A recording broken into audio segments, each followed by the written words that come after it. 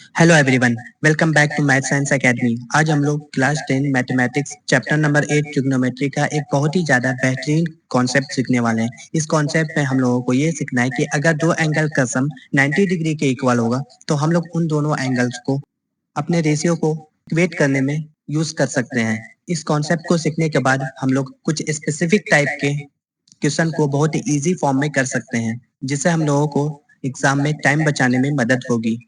तो चलिए इस लेक्चर का शुरुआत करते हैं और समझते हैं कि हम लोग रेशियो को किस तरीके से इक्वेट कर सकते हैं अगर हम लोगों को दो एंगल का सम 90 डिग्री के इक्वल गिवन हो।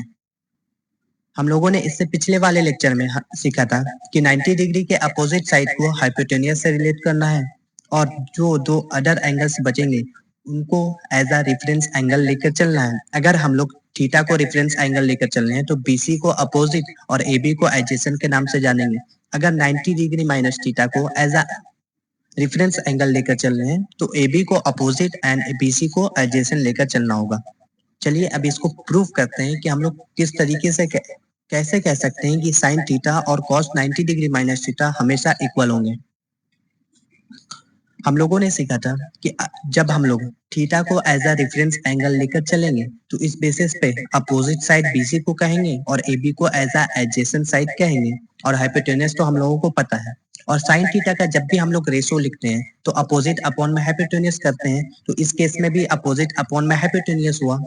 थीटा के केस में अपोजिट ये BC साइड है और हाइपोटेनस AC साइड है। और अपोजिट साइड को दिस साइड को BC को हम लोग एक वर्टिकल लाइन से भी रिप्रेजेंट कर सकते हैं। क्यों? क्योंकि हम लोगों को पता है कि ट्रायंगल में एक वर्टिकल लाइन होता है, राइट एंगल ट्रायंगल में एक वर्टिकल लाइन होता है, एक हाइपोटेन्यूस होती है और एक बेस होता है। तो हम लोग इसको वर्टिकल लाइन से भी रिप्रेजेंट कर सकते हैं। और जब हम लोग एज अ रेफरेंस एंगल को 90 डिग्री माइनस थीटा को लेकर चलेंगे तो कॉस 90 डिग्री माइनस थीटा हम लोगों ने सीखा था कि कॉस में जब भी हम लोग रेशो लिखेंगे तो एडजेसेंट अपॉन में हाइपोटेनस करेंगे। तो एडजेसेंट अपॉन में हाइपोटेनस किए तो कॉस 90 डिग्री माइनस थीटा में एडजेसेंट BC साइड है और यही सेम साइड वर्टिकल लाइन पे है ट्रायंगल के लिए, तो हम लोग सेम वर्टिकल लेग भी लिख सकते हैं। तो हम लोग देखेंगे, कंपेयर करेंगे साइन थीटा में ये रेशियो वर्टिकल लेग अपॉन में हाइपोटेन्यूस और cos 90 डिग्री माइनस थीटा में भी वर्टिकल लेग अपॉन में हाइपोटेन्यूस इक्वल है। तो इस बेसिस पे हम लोग कह सकते हैं कि sine theta is equal to cos 90 degree minus theta. मैं आशा करता हूँ आप लोगों को ये प्रूफ आसानी से समझ में आ गया होगा। हम लोगों ने पिछले ही कॉन्सेप्ट को यूज करते हुए इसको प्रूफ किया है। हम लोगों ने सिर्फ रेफरेंस एंगल लेना सीखा था और उसी बेसिस पे डिफरेंस एंगल के ही बेसिस पे हम लोगों ने इसको बहुत ही आसान तरीके से प्रूव कर दिया। और जब हम लोगों को इसको भी प्रूव करना है कि cos theta is equal to sine 90 degree minus theta, हम लोग उसी तरीके से चलेंगे कि cos थीटा में हम लोग एडजेसेंट अपॉन में हाइपोटेनस लिखते हैं, तो इस बेसिस पे AB एज अ एडजेसेंट लेकर चलेंगे जब थीटा को एज अ रेफरेंस एंगल लेंगे। और वो 90 डिग्री माइनस थीटा हम लोगों ने सीखा था कि अपोजिट अपॉन में हाइपोटेन्यूस होगा, तो cos 90 डिग्री माइनस थीटा ये भी सेम है, AB दोनों में सेम होगा। तो उस बेसिस पे हम लोग कह सकते हैं कि इनका भी रेशियो सेम है, तो इसको भी cos theta is equal to sine 90 degree minus theta. अब इस प्रूफ से हम लोगों ने ये सीखा कि जब भी दो एंगल का सम 90 डिग्री हो तो उन दोनों एंगल्स को हम लोग साइन और cos में लिखेंगे तो वो दोनों हमेशा ही इक्वल आएंगे।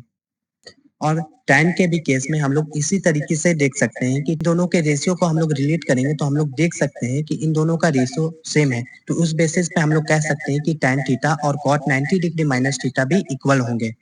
अब इस बेसिस पे हम लोग कह सकते हैं कि जब भी हम लोगों को दो एंगल का सम 90 डिग्री के इक्वल होगा तो हम लोग साइन थीटा cos थीटा को इक्वेट कर सकते हैं और tan थीटा cot थीटा को इक्वेट कर सकते हैं।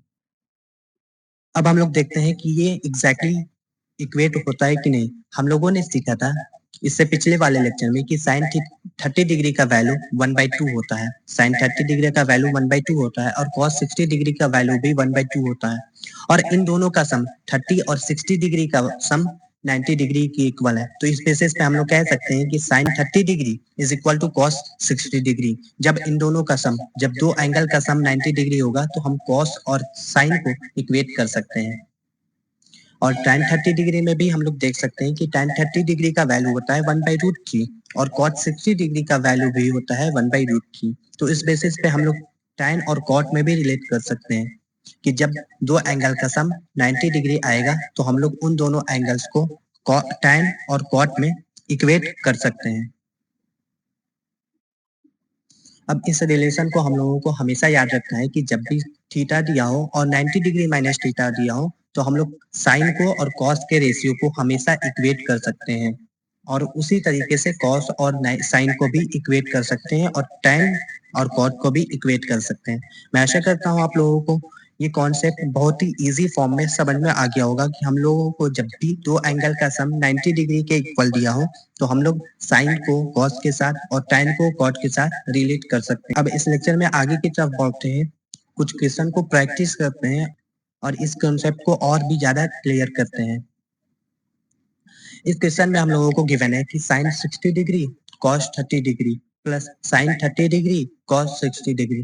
हम लोग देखेंगे कि sine 60 degree and 30 degree which means इस एंगल का सम 60 और 30 का सम 90 डिग्री के इक्वल आ रहा है और जब इसको भी देखेंगे 30 डिग्री और 60 डिग्री का सम 90 के इक्वल आ रहा है तो उस बेसिस पे हम लोग कह सकते हैं इसको इसके साथ भी रिलेट कर सकते हैं और इसको इसके साथ भी रिलेट कर सकते हैं। कोई एक में कन्वर्ट करके इन दोनों को इक्वेट कर सकते हैं। जैसा मैंने इसमें सॉल्व किया कि cos 30 डिग्री को sin 60 डिग्री के इक्वल कह सकते हैं। क्यों? क्योंकि ये कम्प्लीमेंट्री एंगल्स है विच मीन्स इन दोनों एंगल का सम 90 डिग्री के इक्वल आ रहा है। तो हम लोग cos 30 डिग्री को sin 60 डिग्री से इक्वेट कर सकते हैं और जब हम लोग cos 30 डिग्री पे sin 60 डिग्री लिखेंगे तो हम लोग देखेंगे कि इन दोनों का स्क्वायर हो रहा है which means sin square 60 degree हो रहा है और जब इसमें देखेंगे कि cos 60 डिग्री को हम लोग sin 30 डिग्री में भी लिख सकते हैं तो उस बेसिस पे sin स्क्वायर 30 डिग्री हो रहा है और जब हम लोग जानते हैं कि sin 60 डिग्री का वैल्यू √3/2 होता है उसका स्क्वायर करेंगे तो 3/4 आएगा। sin 30 डिग्री का वैल्यू 1/2 होता है उसका स्क्वायर करेंगे तो 1/4 आएगा और जब इसको एलसीएम लेके हम लोग ऐड करेंगे तो आंसर 1 आएगा।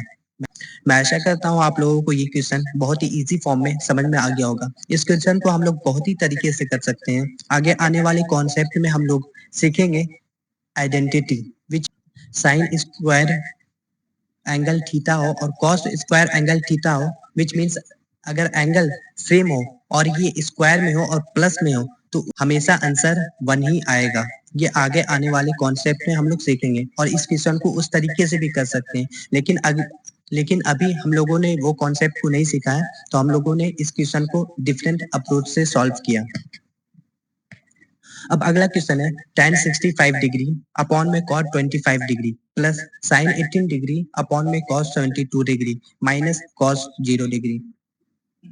जब हम लोग क्वेश्चन को अच्छे तरीके से ऑब्जर्व करेंगे तो देखेंगे कि angle 65 degree and angle 25 degree का समेशन 90 डिग्री हो रहा है। इन दोनों को हम लोग सम करेंगे तो ये दोनों का सम 90 डिग्री के इक्वल आ रहा है तो हम लोग कह सकते हैं कि tan और cot को हम लोग रिलेट कर सकते हैं which means tan 65 degree cot 25 degree के इक्वल है और जब भी रेशियो में कोई इक्वल होता है तो ये आंसर 1 के इक्वल आता है और जब भी और फिर हम लोग sin 18 डिग्री और cos 72 डिग्री को भी ऑब्जर्व करेंगे तो एंगल 18 डिग्री और एंगल 72 डिग्री का समेशन करेंगे तो ये दोनों का समेशन 90 डिग्री के इक्वल आएगा। तो हम लोग कह सकते हैं कि साइन और कॉस भी इक्वल होंगे और जब इनको भी हम लोग डिवाइड करेंगे तो आंसर हमेशा 1 ही आएगा।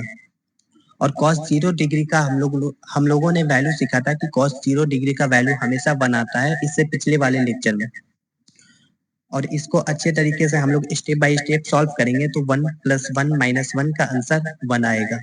मैं आशा करता हूँ आप लोगों को ये कॉन्सेप्ट अच्छे तरीके से समझ में आ गया होगा। अब हम लोगों को एक बात हमेशा याद रखना है, हम लोगों ने अभी तक सीखा कि जब भी दो एंगल का सम 90 डिग्री के इक्वल आएगा तो हम लोग साइन को कॉस में रिलेट कर सकते हैं और tan को कॉट में रिलेट कर सकते हैं। इसमें यह दिखलाया गया है कि 30 degree plus 60 degree is equal to 90 degree which means इन दोनों का सम 90 डिग्री के इक्वल आ रहा है तो हम लोग कह सकते हैं कि साइन 30 डिग्री कॉस 60 डिग्री के इक्वल होगा या फिर tan 30 डिग्री कॉट 60 डिग्री के इक्वल होगा।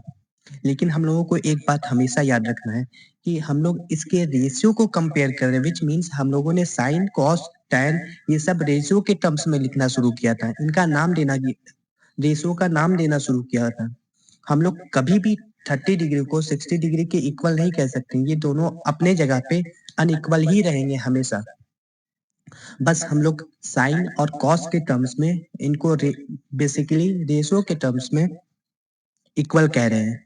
आशा करता हूँ आप लोगों को ये समझ में आ गया होगा कि कंप्लीमेंट्री एंगल्स इक्वल नहीं होंगे। वो सिर्फ रेशियो के टर्म्स में which means sign, cos, tan के टर्म्स में इक्वल होंगे अपने-अपने रिस्पेक्टिव ऑर्डर्स में। आज के लेक्चर में बस इतना ही। अगर आपको आज का लेक्चर अच्छा लगा हो तो वीडियो को लाइक करना भूलिएगा मत और चैनल पे नए हो तो चैनल को सब्सक्राइब भी कर दीजिएगा। मिलते हैं अगले लेक्चर में, तब तक के लिए कीप लर्निंग, कीप ग्रोइंग। जय हिंद।